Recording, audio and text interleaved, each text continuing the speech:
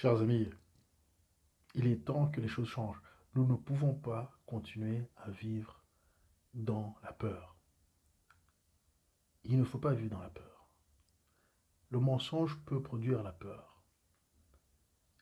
Certains disent qu'ils mentent pour sauver le peuple de lui-même ou le sauver d'une menace, mais ils ne nous disent pas la vérité.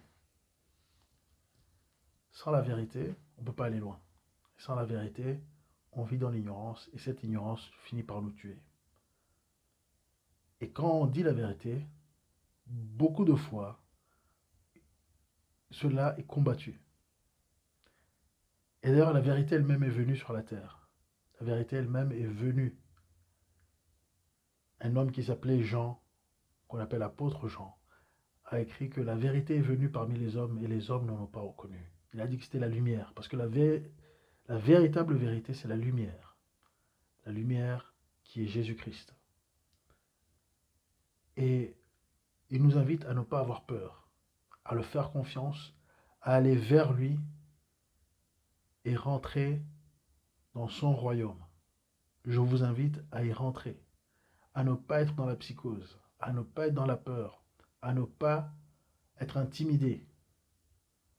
Aujourd'hui, il y a beaucoup de mensonges qui vont de part et là le monde, dans les médias, sur Internet, dans la politique, même dans la science, même chez les médecins.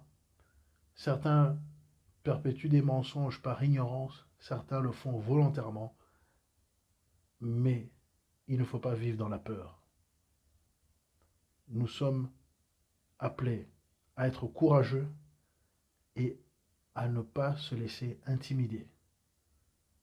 La seule crainte que nous devons avoir, c'est la crainte de Dieu. Car Dieu est celui qui peut non seulement prendre notre vie, mais aussi notre âme. Mais si vous le faites confiance, vous aurez non seulement une bonne vie, la paix que le monde ne peut pas vous payer, que vous ne pouvez pas acheter, et vous aurez aussi la joie, mais aussi la vie éternelle. N'ayez pas peur.